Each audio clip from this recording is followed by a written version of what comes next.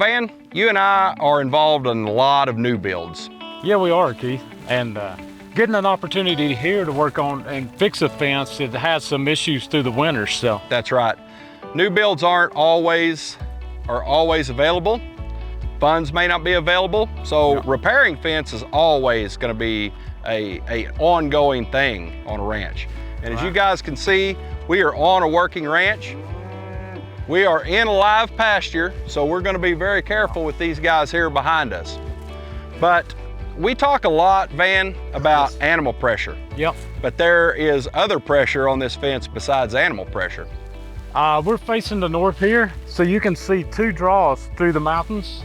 So through the winter, we get a lot of wind and snow that come through here. So that caused some issues this past winter. According to the rancher, this area completely covered this past winter.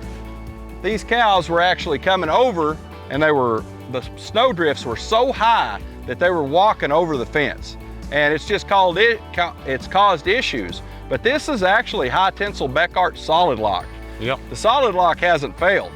No, the fence itself looks good. It just needs some tension. We've had issues with these braces. All the weight from the snow and ice built up on it, and then animals walking over the top of it has pushed down on the wire, and the fence is held up, but actually pulled the braces in. That's right. This brace is racked, and when using steel pipe, Van, I know you guys don't do it a whole lot in the east, Yeah. but where I come from, and then this part of the country, they use a lot of steel pipe. And an H-brace on steel pipe is never a good idea. It just doesn't hold. That's right. That's right. You really need that kicker strut to come down and add that support, because it's hard to get a twitch wire. A lot of the way an H-brace with wood works is based off of that twitch wire. You get the angle down and you're transferring power back, or force back along your top rail into your end post that actually holds it down. Without a twitch wire in there, this brace is going to want to rack and that end post come up, and as it does, it lays over, puts your top line loose. Very good point. And that's exactly what has happened to this brace. So today, what we're going to be doing is installing what I call an in-style brace. Yep. So this brace just actually needs to be a little deeper. It needs to have a little more holding power. And we can do that by creating this diagonal strut. Yes. So what we'll do is drive this post down basically a foot out of the ground. So you get a tremendous amount of holding power, because at that point, this post is going to be 5.5, 6 feet into the ground. And that'll give us a lot of holding power in this area right here. Yep, absolutely. And another thing to point out too, we get a lot of questions at times on which side the fence should be onto the post. And if you'll notice, the animals are on the back side. We've got a lot in front of us. This fence should have actually been put on the back side, and that would have helped as well, because then you get support of your post to hold that fence up. So 100% agree with you. Yep.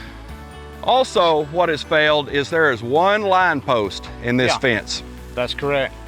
I say we just cut us a little longer strut here. We make this diagonal, increase the holding power of this brace, add a couple of line posts for backbone, and put a little more tension on this fence, and I think we'll be good. That's right, and that's something to point out too. T-posts are okay to use with the Solidlock products, but you got to have those line posts in between. You never want to get over about 100, 150 feet. That's right. Because a T-post does not have the support side to side. It's going to hold the fence up fine, but if you start getting animal or wildlife pressure on it, those T-posts are going to tend to want to bend over and move. Exactly. All right, so we're going to get started here, guys. We're going to build that in-style brace. So we're just going to take this cross member out, and we'll actually use this for one of the line posts. We've got a longer strut cut, and we'll build this diagonal. We'll get some more tension, and away we'll go.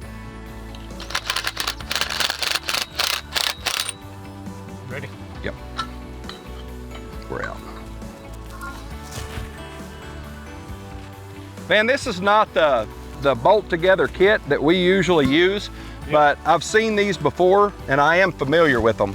So it's a pretty good system. It holds pretty good. I don't think that's where the failure is. I think it's just basically the H-brace failed. We make this diagonal and I think we'll be in good shape. All right. We can just reuse all this stuff, be more economical for the rancher, and we'll be good to go. Sounds good.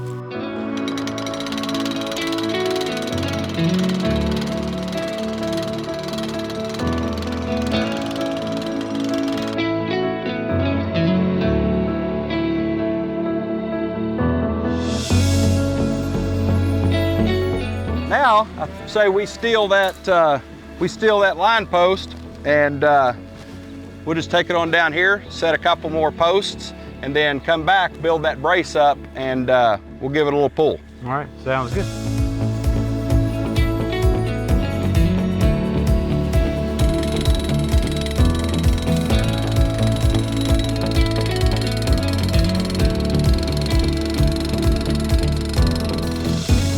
So now, Van, we've got some really good line posts that'll help our backbone of this fence, and we'll reset this strut in an end, and we're down 4 or 5 more feet. So we're in good shape now, I think. Yep.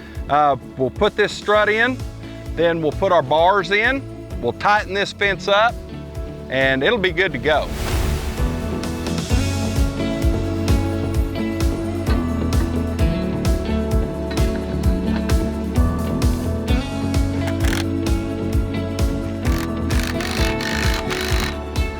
So now we've got this brace reset, and you guys can tell we had to pull that king post back quite a bit. And when we set this strut, it all came right back in line. So now we've got good holding force, Van, on this post. Yep. It's still not exactly where I want it. It's still a little bit loose. So I say we go ahead and put the bar in it and put just a little more tension on it, tighten these T-clips up, and it should be good to go. Yep. So we'll do that right now. We'll put the bar in it and give it a little more tension.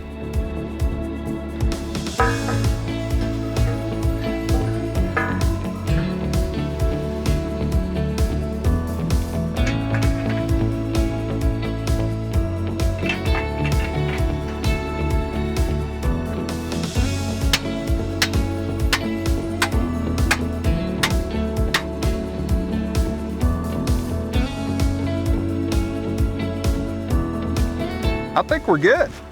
I think one more, if we can get one more hit, then we'll take these T-clips off, or we'll just pull them through and tighten them up if we can.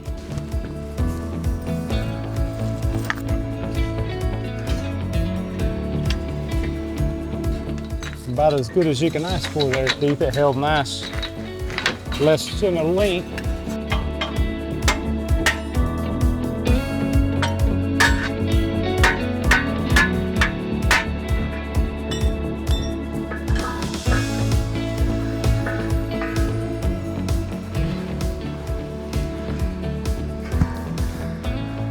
Now guys, as you can tell, we've got much more on this fence than we had before. A whole lot more tension. Van, we've pulled this brace back square. Yep.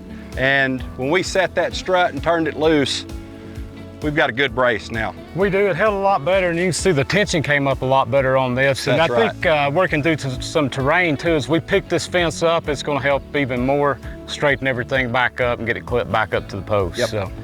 Guys at Bekaert, we understand that you can't always do a new build. There's going to be repairs all the time. We hope this video helps you.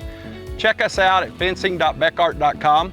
I think, Van, all we need to do now is go back, clip them back to the T-posts, and we should be good to go. Absolutely, Keith. Guys, for all your fencing needs, remember Bekaert, made in the USA.